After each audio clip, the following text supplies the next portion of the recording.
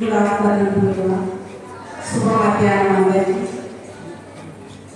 Telangana citizens council president doctor Raj Narayana Mudiraj గారికి ప్రప్రథమంగా ధన్యవాదాలు తెలియజేస్తున్నాను.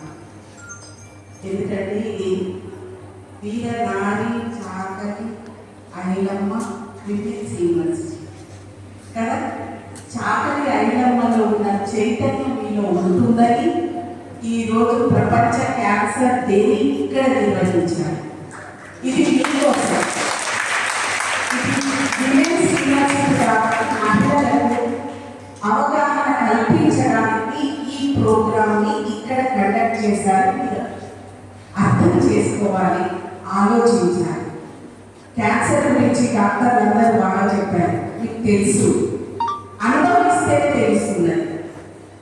మీకు ఇంకా అవగాహన లేదు వాటి మీద. మా సొంత అన్నయ్యకి క్యాన్సర్, ఒక కిడ్నీ రిమూవ్ చేసేసారు. ఒకటే కిడ్నీతోనే ఉన్నాను ఇప్పుడు. ఒక్కరు కాదు, అందరు సఫర్ అవుతారు, ఫ్యామిలీ అంతా కూడా. ఒక్కరికి ఇంట్లో బాగలేకపోయినా, మీకు తెలుసు, అమ్మకు బాగలేకపోయినా, నాన్నకు బాగలేకపోయినా, అన్నకు బాగలేకపోయినా మనం ఎంత బాధపడతాం. ఆ అవగాహన కల్పించడానికి మాత్రమే ఈ ప్రముఖులందరూ ఇక్కడికి వచ్చి ఈ వేదికను అలంకరించారు.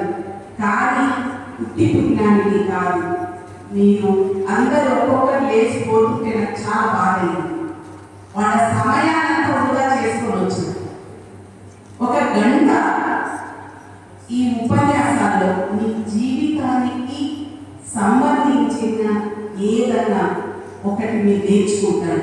ఒక ఐడియా జీవితాన్ని ఎట్లా మార్చేస్తుందో అట్లా మన జీవితాన్ని మార్చేస్తుంది. అందుకే నేను ముదిరాజ్ గారికి నేను కృతజ్ఞతలు తెలియజేస్తున్నాను.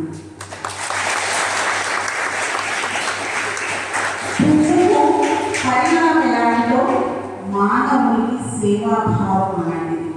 ఆ సేవ వల్ల మానవత్వం పరిమళిస్తుంది. అలా మానవత్వం పరిమళించిన వారు నారాయణ ముదిరాజ్ గారు.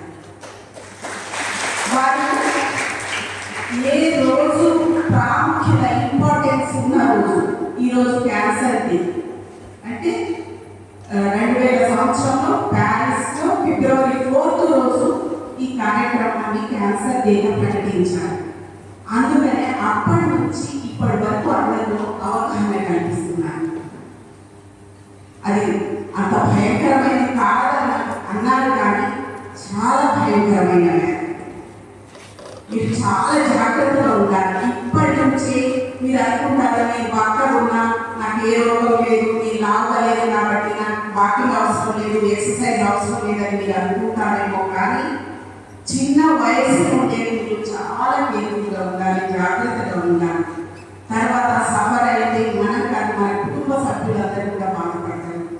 అందుకని మీరు మీతో పాటు పొగ తాగే వాళ్ళ పక్కన ఉంటే కూడా మనకు ఆ వాసన పీకిస్తే కూడా మనకు రోగాలు వస్తాయి, వాళ్ళకంటే ఎక్కువ మనకు వస్తాయి. కాబట్టి మీకు తెలిసిన వాళ్ళందరికీ అవగాహన కల్పించాలని డాక్టర్ గీతా గారు